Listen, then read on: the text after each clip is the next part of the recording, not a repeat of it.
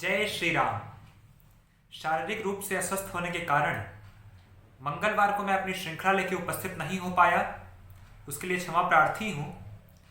लेकिन आज बुधवार को मैं श्रृंखला लेकर उपस्थित हुआ हूँ। आगे आपको नियमानुसार श्रृंखला मिलेगी। आज हम दोहा 3 के पश्चात सुंदरकांड का पठन एवं श्रवण करेंगे। मंगल मूरति मारुति नंदन, सकल अमंगल मूल निकंदन।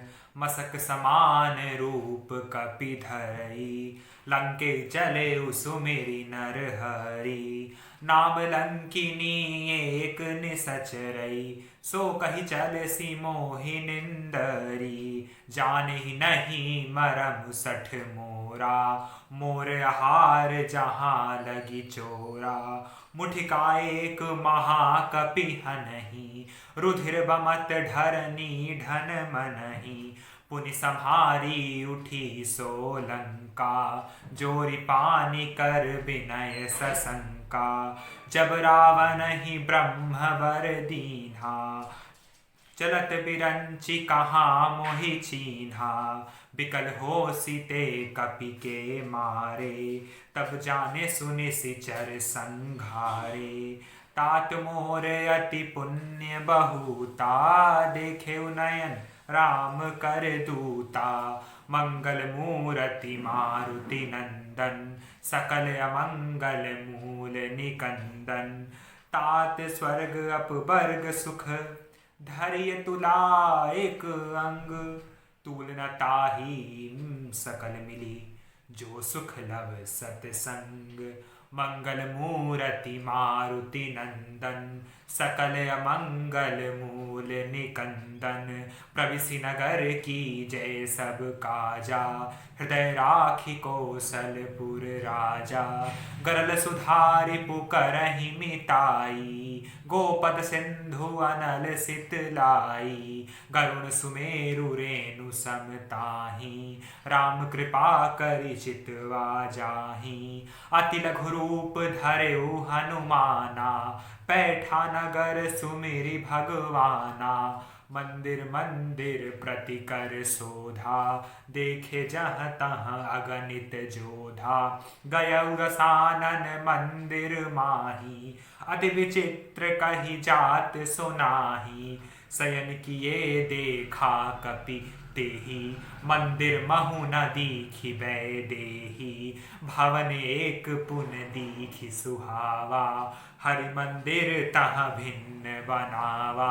मंगल मूरति मारुति नंदन, सकल अमंगल मूल निकंदन। रामायुध अंकित ग्रह, शोभा बरनि न जाई। नव तुलसी का वृंद तहाँ, देख हर्ष कपिराई।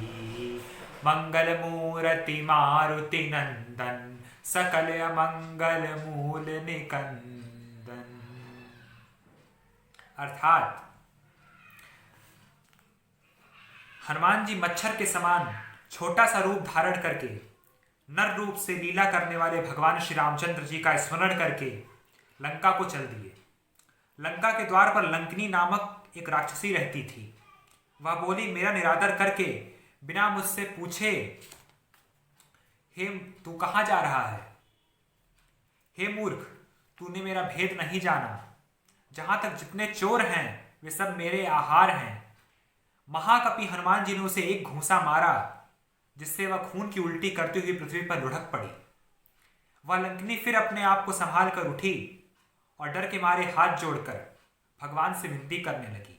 वह बोली, रावण को जब ब्रह्मा जी ने वर दिया था, तब चलते समय उन्होंने मुझे राक्षसों के विनाश की का पहचान बता दिया था। जब तू बंदर मारने से व्याकुल हो जाए, तब तू राक्षसों का संहार हुआ जान लेना।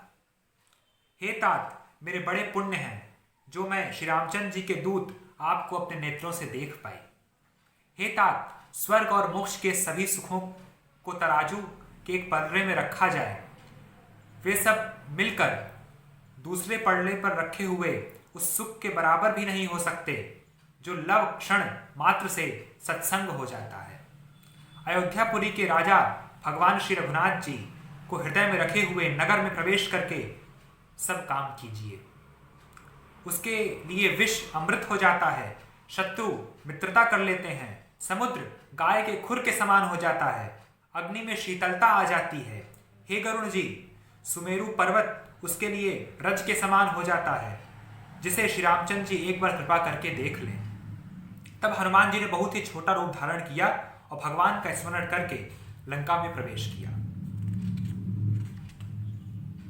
उन्होंने एक एक प्रत्येक महल की खोज की, जहां तहां असंख्य योद्धा देखे, फिर भी रावण के महल में गए। वहां अत्यंत विचित्र था, जिसका वर्णन नहीं हो सकता। हनुमान जी उस क्षण रावण को शयन किए सोते हुए देखे, परंतु महल में जानकी जी नहीं दिखाई दी।